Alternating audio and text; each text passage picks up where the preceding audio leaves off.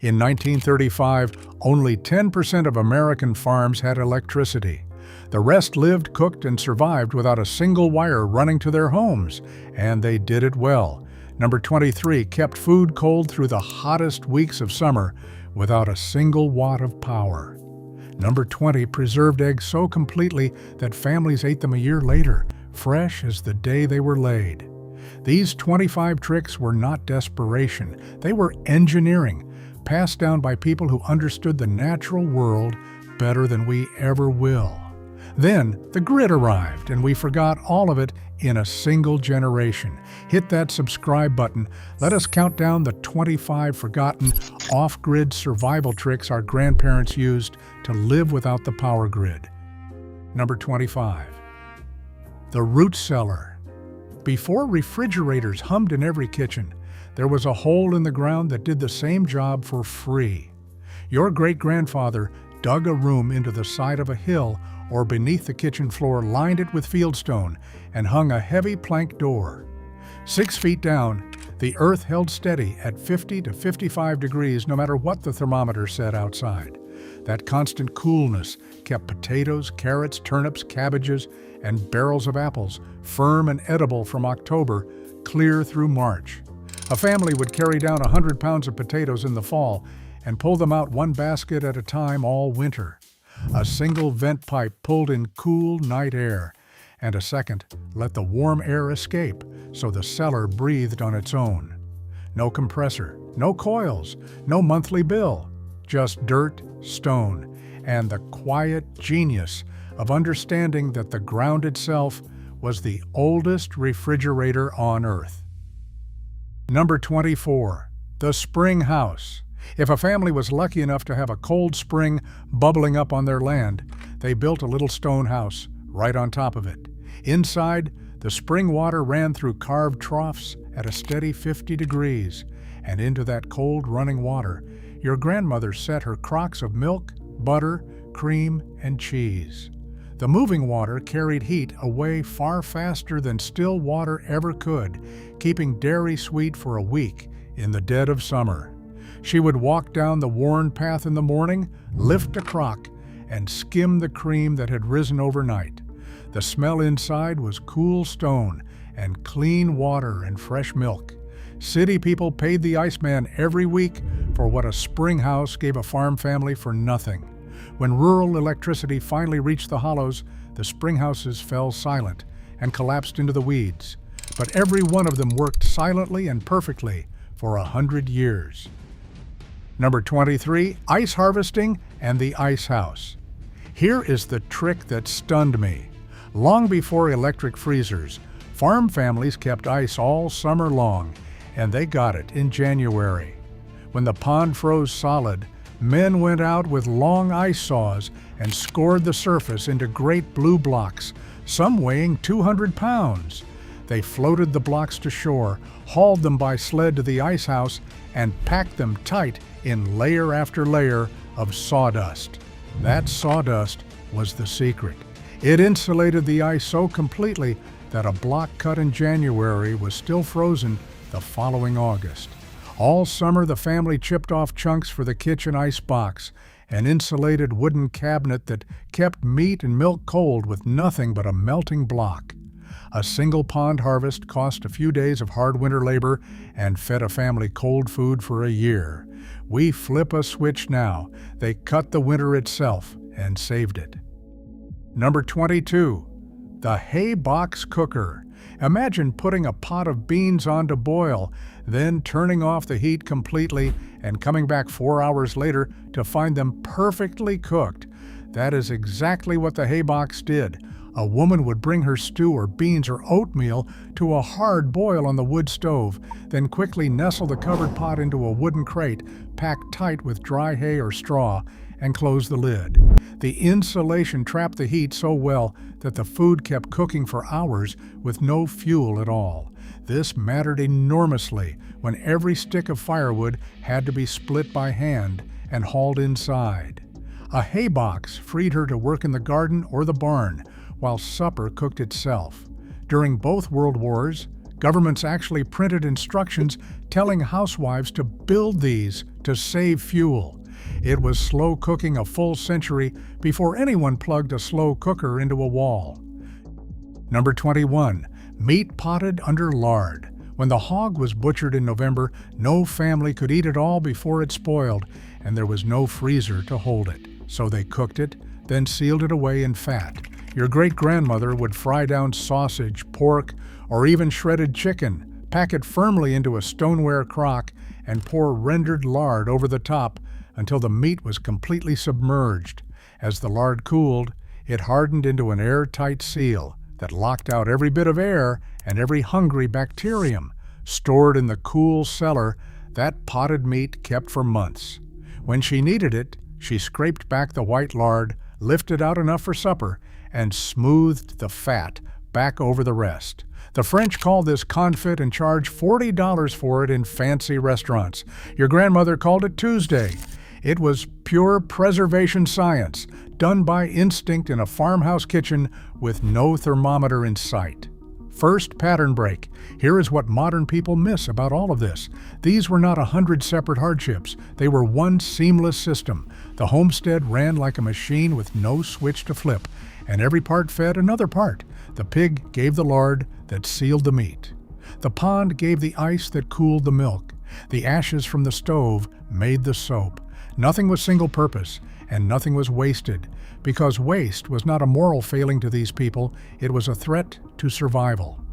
When we plugged the whole country into the grid, we did not just gain convenience. We forgot how the pieces connected. We forgot that a house could be a living thing that heated, cooled, cooked, and preserved all on its own, powered by fire, ice, sun, and the seasons. That knowledge did not fail. We simply set it down and walked away. Number 20. Eggs preserved in water glass. Chickens stopped laying in the cold months, but families needed eggs all winter. So in the spring, when hens laid more than anyone could eat, your great-grandmother preserved the surplus in a method that sounds like magic, but is pure chemistry. She mixed sodium silicate, sold at the drugstore as water glass with boiled water in a big crock, and gently lowered in dozens of clean, unwashed eggs. The thick liquid sealed the porous shells completely, locking the eggs in a kind of suspended animation.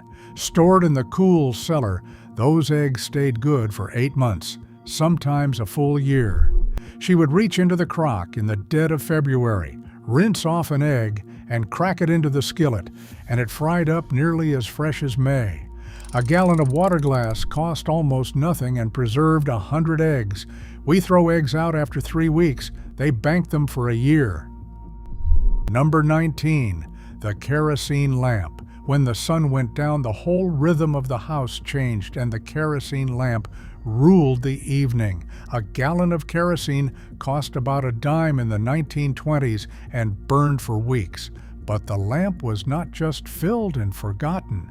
Every single morning, your grandmother trimmed the cotton wick with scissors to keep the flame even and smokeless, and she polished the glass chimney with newspaper until it shone, because a sooty chimney cut the light in half. She learned to turn the wick down before it smoked, and to carry the lamp without letting a draft snuff it. One good lamp lit a kitchen table for reading, mending, and homework. Families gathered into that small circle of warm yellow light because it was the only light there was. It taught a discipline of care we have completely lost, the daily tending of the one thing that held back the dark. Number 18. Tallow and beeswax candles.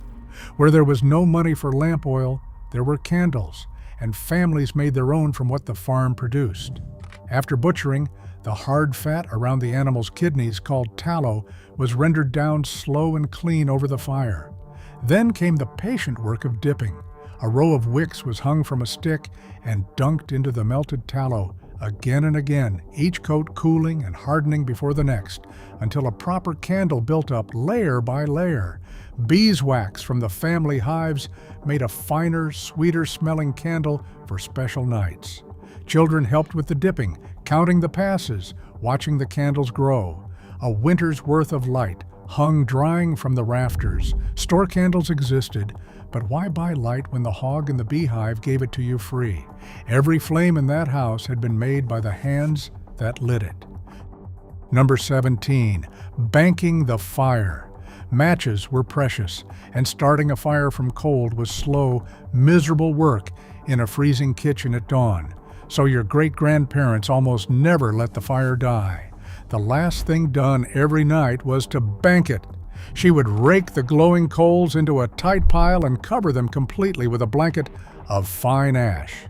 The ash choked off the air just enough to keep the embers alive, but smoldering, holding their heat all night long.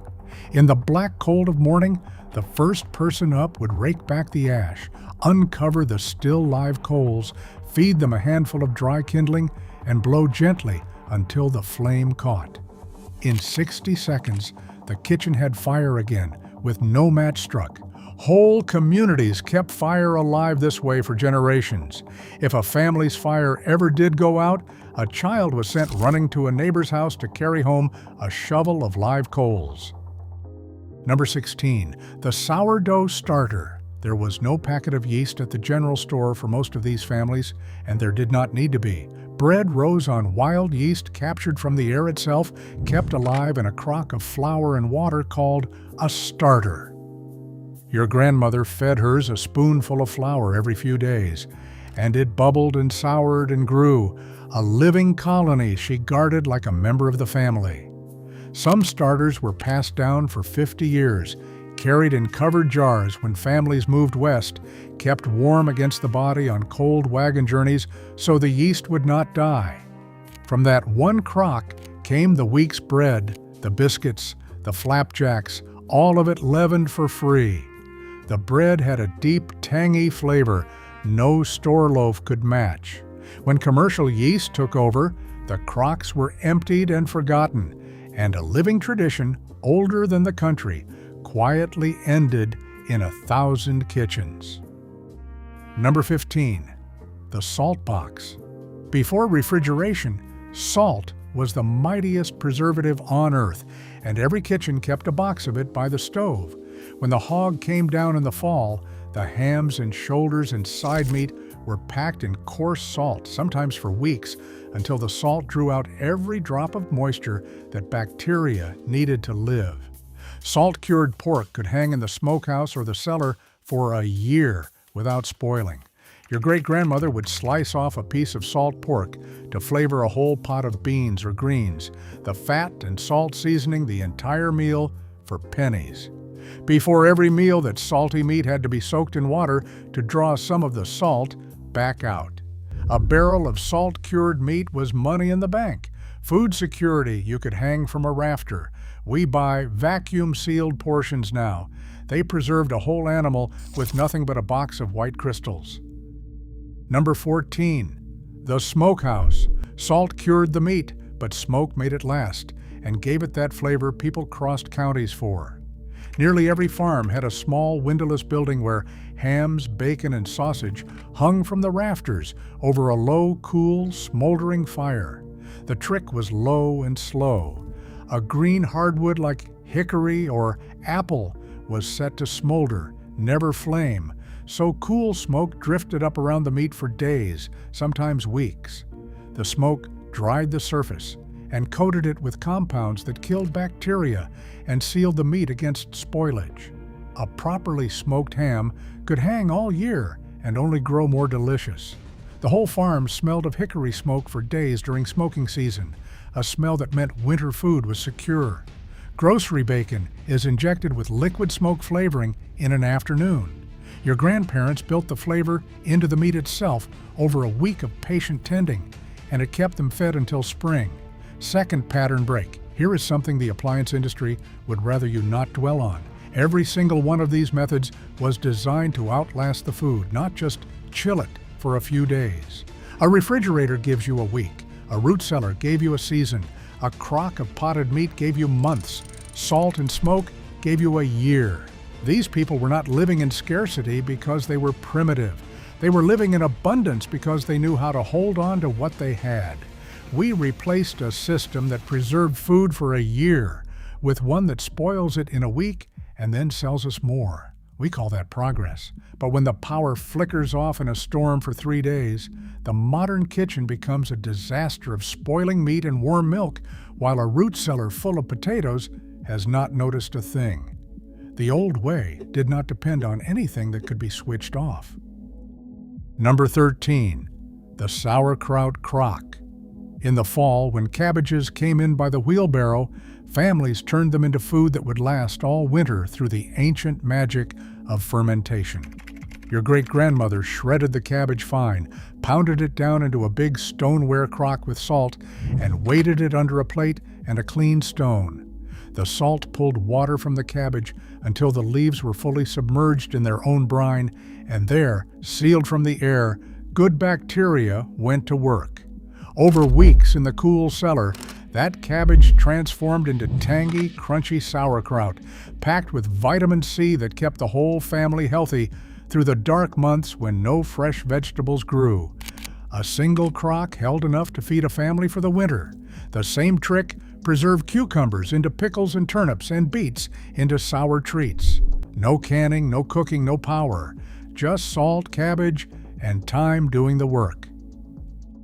Number 12, burying roots in sand. Not everyone had a full root cellar, so families found even simpler ways to hold vegetables through winter. Your grandmother would take a wooden box or a barrel, lay down a bed of clean, dry sand, and nestle in carrots, beets, parsnips, and turnips so that no two vegetables touched. Then she covered them with more sand and repeated the layers to the top. The sand held just enough moisture to keep the roots from shriveling, but stayed dry enough to stop them from rotting, and it kept out the light that would make them sprout. Buried this way in a cool corner of the cellar or a cold shed, carrots stayed crisp and sweet clear into March. Some families dug a pit outside, layered the roots in straw and soil, and mounded earth over the whole thing. A buried larder they opened one section at a time. Cheap, simple, and it worked every winter without fail. Number 11, butter down the well. On a hot July afternoon before any icebox, how did you keep butter from turning to grease? You lowered it into the well. Your great-grandmother packed the butter tight into a covered crock or a tin pail, tied a stout rope to the handle, and let it down until it hung just above the cold water at the bottom of the well shaft. Down there, deep in the earth and just over the water, the temperature stayed cool and steady, even on the hottest day. The butter stayed firm and sweet, ready to be hauled up for supper. Milk and cream got the same treatment. Families without a well used a rope-hung bucket in a cold creek instead. It cost nothing and required nothing but a bucket and a length of rope. The whole system of keeping food cold came down to knowing exactly where the cold was hiding and putting your food there. Number 10, the rain barrel and cistern. Water did not come from a tap. It came from the sky, and smart families caught every drop. A wooden or metal barrel sat under the corner of the roof where the gutter emptied, and every rainstorm filled it. That soft rainwater, free of the minerals that made well water hard, was prized for washing hair and clothes because soap lathered in it beautifully. Larger homesteads built underground cisterns, great sealed tanks that stored hundreds of gallons of roof runoff for the dry months. A hand pump brought it up to the kitchen. In a good year, a family caught enough water off the roof to carry them through summer droughts when the shallow wells ran low. Nothing about it needed electricity or a pump station miles away. The roof was the collector, the barrel was the tank, and gravity did the rest. Every house was its own small water system, filled for free by the weather. Number 9, warming stones for the bed. Bedrooms in a farmhouse were brutally cold in winter, often below freezing, because the only heat came from the stove downstairs. So your great-grandparents warmed the bed itself. In the evening, flat stones or bricks were set near the fire until they were good and hot, then wrapped in thick cloth or flannel and carried up to be tucked under the covers at the foot of the bed. Soapstone was best of all because it held heat for hours. Some families used a metal bed warmer, a covered pan on a long handle filled with hot coals, passed between the sheets to take off the chill before anyone climbed in. A hot stone at your feet made the difference between shivering all night and sleeping soundly. Children carried their own warm stones up the stairs like little treasures. It was radiant heating, and it ran entirely on a rock and a fire. Number 8. Wood ash. Lion soap. Nothing on the farm was thrown out, not even the ashes. From those ashes came the family's entire soap supply. Your great-grandmother packed hardwood ashes into a barrel with a hole in the bottom, poured water slowly through them, and collected the dark, harsh liquid that trickled out. That liquid was lye. She tested its strength by floating an egg in it, and when the lye was right, she boiled it together with saved kitchen fats and grease over an outdoor fire, stirring for hours until the mixture thickened and turned into soft soap. Poured into molds and left to cure, it became bars that washed everything from dishes to children to laundry. It cost nothing but ashes, grease, and labor, all of which the farm produced anyway. The whole cycle was closed. The fire that cooked the food left the ashes that made the soap that cleaned the pot. Every part fed the next. Third pattern break. Notice how none of this required a store. That is the part that should stop you cold. These families were not shopping their way through life. They were producing it. The fat became soap and candles, and the seal on the meat.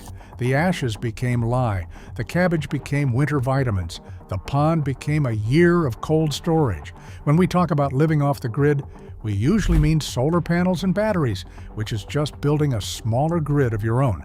But your grandparents were not off one grid by being on another. They were genuinely self-contained, and the knowledge to do it lived in their hands and their memory, not in a manual. That is the real thing we lost, not the tools, the competence, the deep, unhurried certainty that whatever the situation, you could make what you needed from what you had. Number 7. The Dutch oven and reflector oven. With no electric range, baking happened over open flame, and 2 clever iron tools made it possible. The Dutch oven was a heavy cast iron pot with a flanged lid.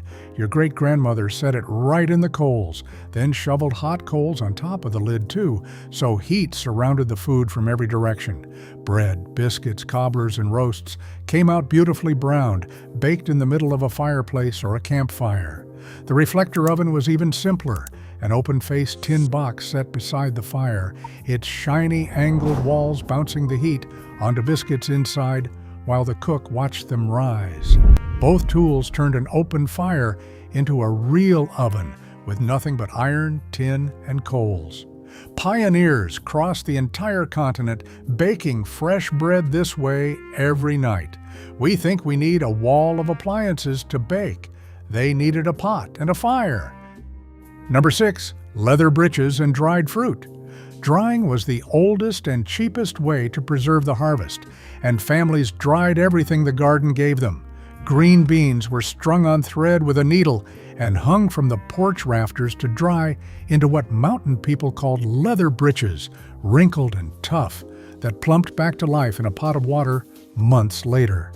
Apples were peeled, cored, sliced into rings, and laid out on screens in the sun, or strung above the stove until they turned chewy and sweet. The same went for peaches, corn, pumpkin, and herbs.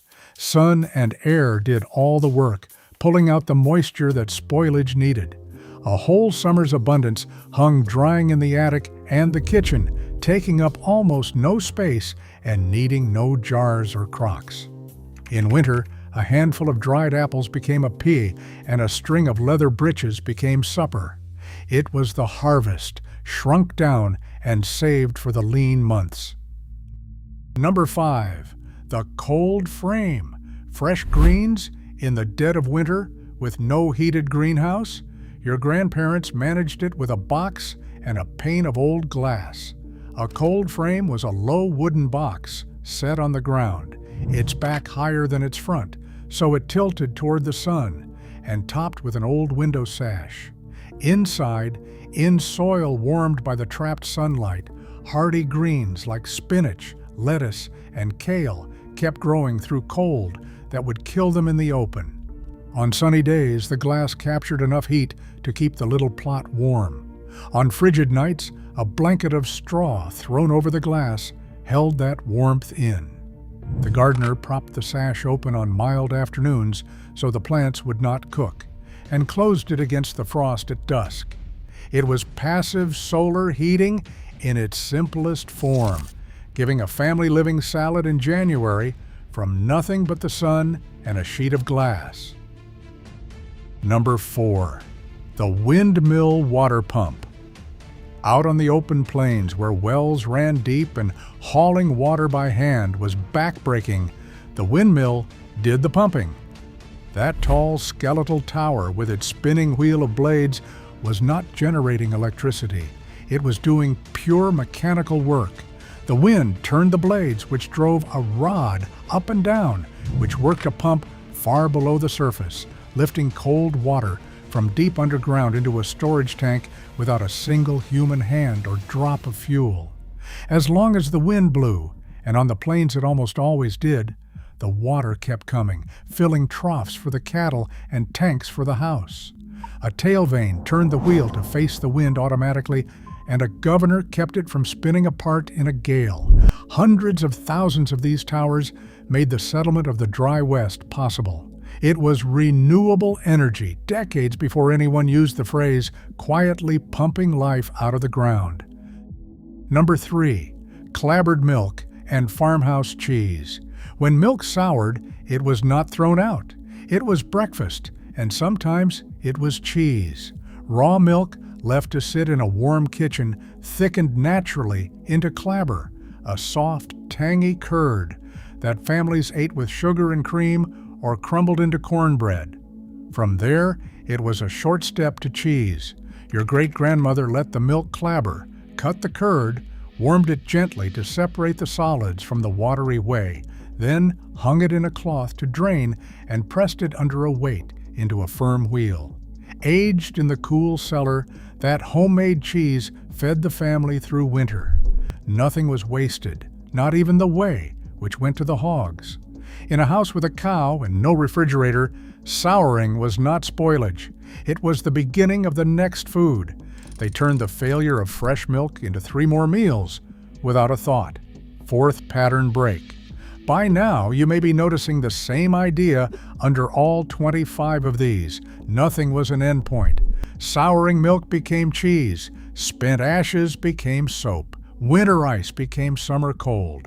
Leftover fat sealed the meat and lit the room. These people lived inside a loop where every output became the next input, and the whole thing turned on fire, water, sun, salt, and wind, none of which ever sent a bill or failed in a storm. We did not just gain electricity when the grid arrived, we lost the loop. We started buying every input separately and throwing every output in the trash. The 2 tricks that follow are the very heart of that vanished world, the ones that made the whole house run. Number 2, homemade vinegar. Vinegar was everywhere in the old kitchen, used to pickle vegetables, preserve eggs, clean the house, and dress the salad, and families never bought a drop of it. They made it from whatever went a little too ripe. Leftover apple cider, the peelings and cores from a batch of pies, or fruit too bruised to eat, went into a crock with a bit of water and sugar and got covered with a cloth to keep the flies out.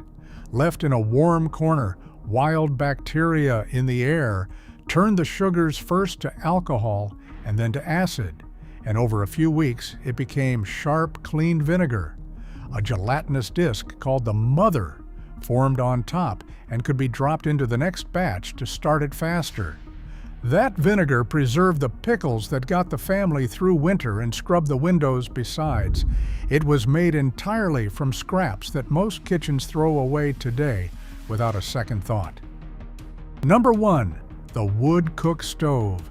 At the center of it all, the beating heart of the off-grid home, stood the cast iron wood cook stove. This single machine did the work of half the appliances in a modern house. It baked the bread in its oven, boiled the beans on its top, heated the flat irons for pressing clothes, warmed the whole kitchen against the winter, dried the mittens on its warming shelf, and heated every drop of water the family used, all from an armload of split wood. Your great-grandmother learned to read its heat by holding a hand over the surface, to move a pot from the hot spot over the firebox to a cooler corner, to bank it at night and coax it back at dawn. It never turned off, never needed a wire, and never failed in a storm. Around that stove, the family gathered, cooked, dried, warmed, and lived. It was not an appliance. It was the reason the house worked at all, the one fire that ran everything. Here is my challenge. Try one of these this week, just one. Bank a fire, dry some apple rings, or start a crock of sauerkraut on the counter. Then come back and tell me if our grandparents were just making do, or if they knew something the whole modern world forgot. Drop the trick you are going to try in the comments. I want to know if the root cellar gets more love than the wood stove. Because these were not just survival tricks, they were a way of living that never once depended on a switch, and we traded all of it away the moment the lights came on.